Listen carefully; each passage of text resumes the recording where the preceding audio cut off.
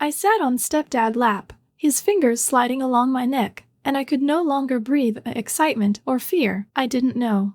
Then he whispered in my ear something that made my chest go cold. And that's when everything changed. I was 10 when my father died of a heart attack. One moment he was there, and the next he was gone. That single moment shattered our family's life. The silence in our house became a constant reminder of loss, and nothing was ever the same again. My mother's reaction was immediate and drastic. At first, she cried non-stop, her tears filling the quiet nights. But soon, the tears turned into something else. She started drinking. At first, it was quiet, just a few sips in the evenings after dinner. Then, as the weeks passed, she began to drink openly. There was no attempt to hide it, and she no longer felt ashamed when I saw her pouring another glass. Her behavior grew erratic. Every small noise or comment from me became a trigger.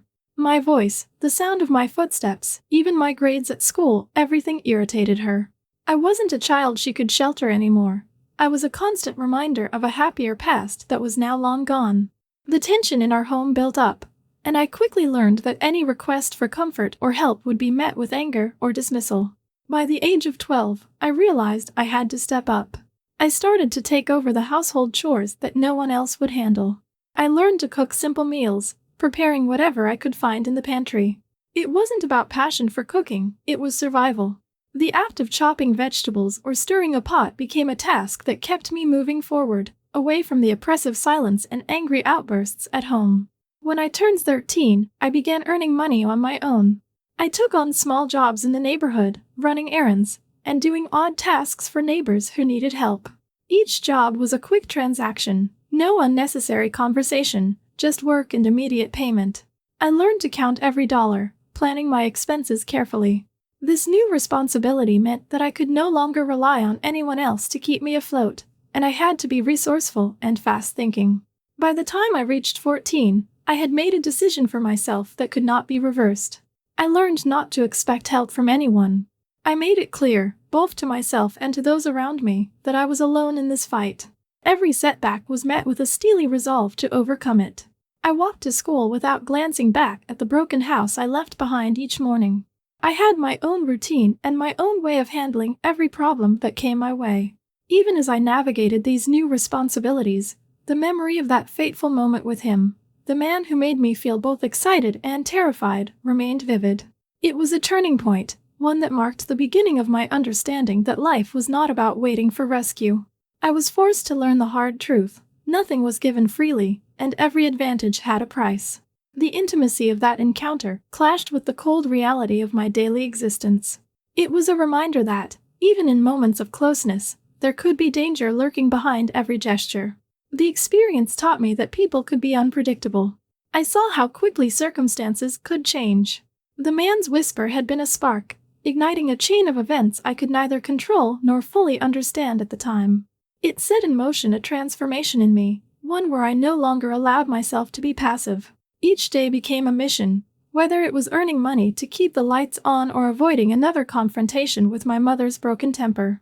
I was determined to survive, to thrive even in an environment that was rapidly falling apart. The world around me was harsh and uncompromising. I had to be alert at all times. Every moment in that deteriorating house was a test. I learned to act swiftly when needed, and I never hesitated to leave a room if the atmosphere turned volatile. I made decisions based solely on practicality, on the immediate need to keep moving forward. There was no time for elaborate plans or hesitation. My focus was on the next step, finding food, money, or a safe space, anything that could help me escape the grip of a home that no longer offered protection. That day, every action, every decision, was a matter of survival. I had no room for doubt, no time for fear. The past was a closed chapter, and every new challenge demanded immediate action. I resolved that night that nothing, no matter how dangerous or unsettling, would stop me from taking control of my life. At 14, I had learned the most important lesson of all. I could not depend on anyone but myself. When I was 15, my mother introduced me to Tom. He was 46, and he seemed right. He had a pleasant smile, he gave me books, and he asked me what I thought about the world. I was used to adults either ignoring me or treating me like a child. But Tom, he talked to me as an equal. Tom first appeared on an ordinary Tuesday evening. My mother had already settled into her usual pattern of drinking, and the house reeked of stale alcohol and simmering tension. When I heard the door open, I paused my homework. I braced myself for another round of my mother's outbursts, yet instead, a calm, steady presence filled the room. Tom greeted me with a nod and a simple "Hi, I'm Tom." His voice was firm but friendly, and his eyes held a focus that made me feel unexpectedly important. That evening, while my mother muttered under her breath and sipped from her glass, Tom took charge of dinner. He moved efficiently around the cramped kitchen, setting the table and preparing the meal without any fuss. I watched him as he chopped vegetables and stirred a boiling pot, his actions deliberate and precise. There was no pretense or overbearing concern. He was simply there, doing what needed to be done. After dinner, Tom sat with me in the kitchen. He asked about my day and listened intently as I mentioned school assignments and small challenges. "What do you think about the issues we face today?" he asked one night, leaning forward slightly. I hesitated. Most adults either overlooked my opinions or dismissed them outright. With Tom, however, I found myself speaking more freely. He didn't rush my words. He let me finish my thoughts before adding his own perspective. Over the following weeks, Tom became a consistent part of our daily routine. Every evening around 6, he arrived with groceries and sometimes a couple of books he thought might interest me. Unlike others in my life, he made an effort to engage in meaningful conversations rather than talking down to me. One night, as we cleared the table together, he said, "You're very smart. I think you'll be an incredible woman." The words caught me off guard. I didn't know what to say, so I managed only a small, secret smile as I lifted my teacup. His compliment was direct, and it wasn't wrapped in any patronizing tone. Despite my appreciation, I couldn't help feeling a subtle conflict. A man nearly 3 decades older than me showing such focused attention was unsettling in a way I couldn't quite articulate. I questioned his motives while still clinging to the comfort his presence provided. It was different from the usual neglect or anger I experienced at home. Tom's interest, though kind, stirred doubts about the boundaries between us. I kept these thoughts to myself, choosing instead to concentrate on the pleasant routines he introduced. One evening, after dinner had been cleaned up and my mother had long since retreated to her room, Tom and I sat at the kitchen table discussing a book he had just given me. "Think about your future," he said, his tone matter-of-fact yet encouraging. "You have potential beyond what you see right now." His words felt like a challenge, a prompt to look past the limitations imposed by my home life and consider a different path. I nodded, absorbing his advice while also feeling the weight of responsibility settle on my young shoulders. Tom's presence brought a calm order to the chaos of my daily life. He didn't try to replace my mother or fix her problems. He simply created moments where I could feel heard and valued. Even as my mother's drinking worsened, our conversations provided a brief escape from the constant tension. When Tom mentioned plans to take me to a local bookstore next week, it was more than just an outing. It was a hint at a world beyond the suffocating walls of our home. That night, lying in bed, I replayed the day's events. I felt a cautious optimism mixed with lingering uncertainty about what trusting Tom might mean for me in the long run. Every conversation with him left me with more questions than answers. Yet, for the first time in a long while, I felt that someone was investing in my future. At 17, everything changed. My mother's alcoholism had reached its peak, and the decision was made without warning. One morning, after a particularly violent outburst, she was taken to a rehabilitation clinic. The house was suddenly silent, the usual chaos replaced by a heavy emptiness. I was left with Tom. Tom stood in the doorway as the ambulance drove away. His expression was unreadable for a moment before he broke the silence. "Everything will be fine," he said, his tone firm but gentle. His words echoed in the now empty hallway, but I couldn't shake off the uncertainty they stirred within me. In the following days, the house felt surreal without my mother's constant presence, her angry outbursts, her tears, the clinking of empty bottles. Instead, there was only Tom and me. Mornings began with the steady sound of the coffee maker. Tom made a point of brewing fresh coffee each morning, a small ritual that somehow brought structure back to the day. I'd sit at the table, the aroma filling the room, while Tom asked, "How was your day?" even though most days I couldn't pinpoint a single moment that stood out as positive. He also tried to fill the void left behind. On holidays and special occasions, Tom would come home with a small box of chocolates or a book he thought might interest me. These gestures were simple and unpretentious, but they made the long, quiet evenings a bit more bearable. Yet, as the days passed, I couldn't help noticing that sometimes his gaze lingered on me longer than it should. Those moments were brief, a soft, almost questioning look in his eyes as if he was searching for something beyond just concern for my well-being. I wasn't sure how to interpret these glances, and they left me feeling both intrigued and uneasy. Our routine soon became the only constant in my life. I attended school and came home to a quiet house where I and Tom existed in a fragile equilibrium. He handled the mundane tasks with precision, cooking dinner, cleaning up, and making sure the bills were paid, while I took on more responsibility than I ever had before. Despite the normalcy of our daily routine, there was an undercurrent of tension that I couldn't ignore. One late afternoon, as I sat in the living room reading a book Tom had given me, he entered quietly from the kitchen. He paused at the doorway, watching me read before clearing his throat.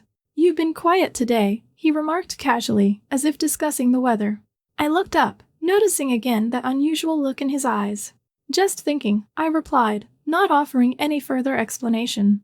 He nodded slowly and left the room, leaving a lingering silence that felt heavier than usual. On weekends, the atmosphere shifted subtly. Tom and I would sometimes go for walks around the neighborhood. These walks were a break from the isolation of the house, a brief escape into the normalcy of everyday life. Yet, during these walks, his conversation often veered into personal territory. He'd ask about my future, my dreams, and the kind of life I wanted beyond the confines of our current existence. At first, his questions felt supportive, but over time they began to feel invasive. I started to wonder if his interest was entirely benign or if there was an ulterior motive behind every question and every gesture. One chilly evening, as the wind rattled the window panes, I found myself alone with Tom in the living room once again. The silence was punctuated only by the ticking of the clock on the wall. Tom sat on the edge of the sofa, his eyes fixed on me for a moment longer than usual. "You're doing well," he said softly, almost as if reassuring himself more than me. I nodded, my mind racing with conflicting emotions, gratitude for his support, uncertainty about his intentions, and the overwhelming pressure of a future that suddenly seemed to be in his hands. In that moment, the simplicity of our routine clashed with the complexity of our situation. I was alone with Tom in a house that felt both safe and confining, a place where every small gesture carried hidden weight. The future was uncertain, and I wasn't sure if I was ready to confront the deeper implications of his presence in my life. When I turned 18, my mother was still in the hospital. One evening, after my birthday, we sat on the sofa in the living room that had become our shared refuge. The room was dimly lit by a single lamp, and the quiet was punctuated only by the soft hum of the heater. Tom had made himself comfortable on one end of the sofa while I sat on the other, still trying to process the rapid changes of the past few years. Tom reached over to the small table beside us and poured a measure of whiskey into 2 glasses. He set one in front of me and asked, "Do you want some whiskey?" His tone was casual, but the question carried an underlying tension. I paused for a moment, then laughed softly. "You're tempting me?" I replied, the words feeling lighter than the situation warranted. My laughter was brief, and I could see a flicker in his eyes, a mixture of amusement and something else I couldn't quite place. He didn't answer my remark immediately. Instead, he fixed his gaze on me. The look was intense, almost as if he was searching for something in my eyes. After a few long seconds, he spoke again. "Brooke," he said slowly, deliberately drawing out my name. His voice had changed, there was a weight to it, a sincerity that demanded attention. I felt my breath catch in my throat as I waited for him to continue. I was waiting. "For a long time," he said, his eyes never leaving mine. "I wanted you to grow up, so that it would be right." His words were simple, direct, and delivered with an authority that left little room for misunderstanding. The room seemed to narrow around us, and every sound faded into the background as I tried to comprehend his meaning. My heart began to race. I couldn't decide whether I should laugh off his remark or let the gravity of his confession settle in. "What?" I managed to ask, my voice small against the quiet intensity of the moment. Tom took a slow breath and leaned a little closer. The air between us felt charged. "I love you," he said. The words hung in the air, stark and undeniable. There was no embellishment, no attempt to soften the confession, just a blunt statement of emotion that had clearly been building for years. For a long moment, neither of us spoke. I stared at him, trying to decipher the layers behind his words.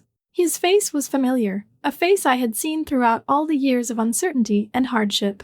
It was the face of someone who had been a constant presence in my life, someone who had filled the void left by a mother who was no longer there and a father who had been lost long ago.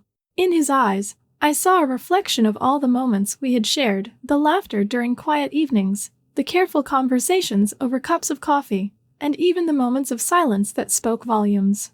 Despite everything, instead of feeling fear or confusion, I felt warmth spread through me. His confession did not come as a shock in the way I might have expected.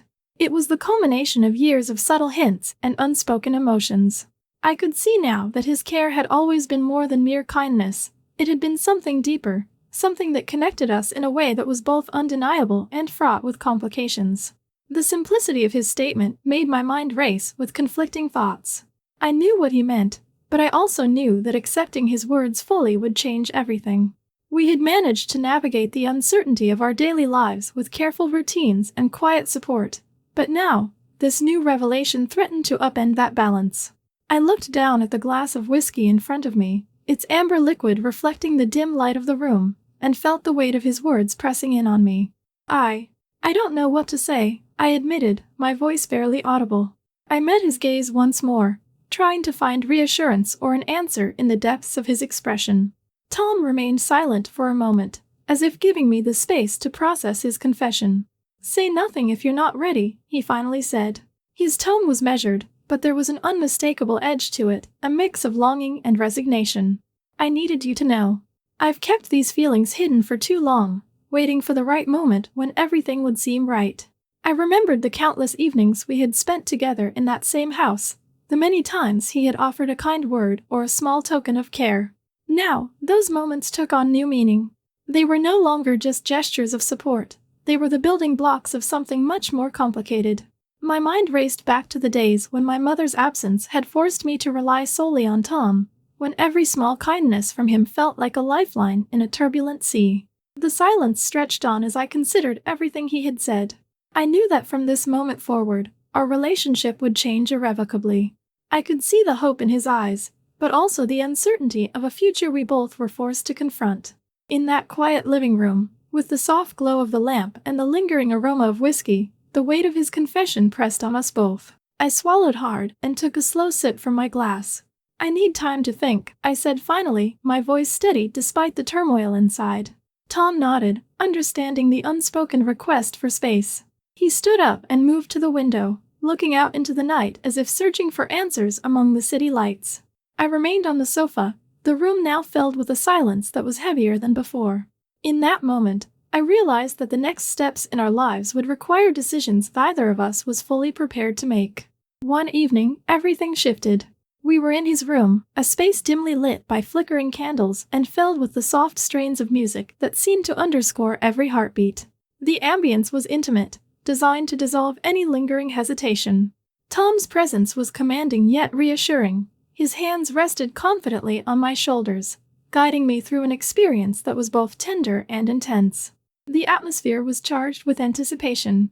I found myself sitting on his lap, the closeness blurring the lines between desire and uncertainty. His fingers traced slowly along my neck, each touch igniting a fire within me. In that moment, I lost track of whether I was gasping for air out of excitement or fear. It was impossible to tell.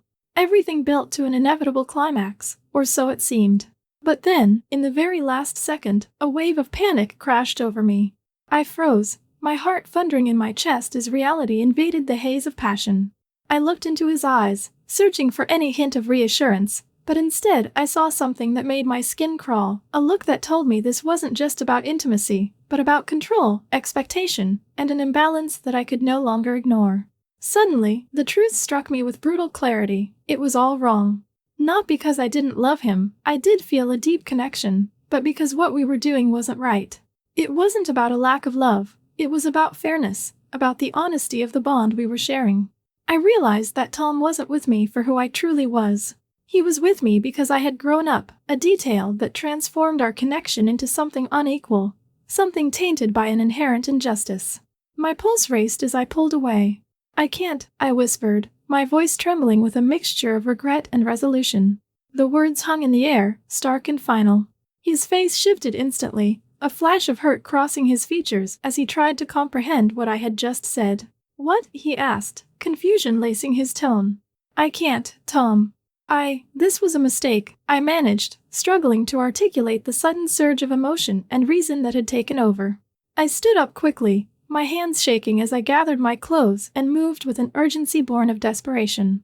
Every second felt critical, as though staying any longer would seal my fate. "Brooke, wait." Tom's voice trailed after me, desperate and pleading, but I knew deep down that if I stayed, I would never be able to leave. That realization hit me like a jolt, reinforcing the decision that had crystallized in my mind.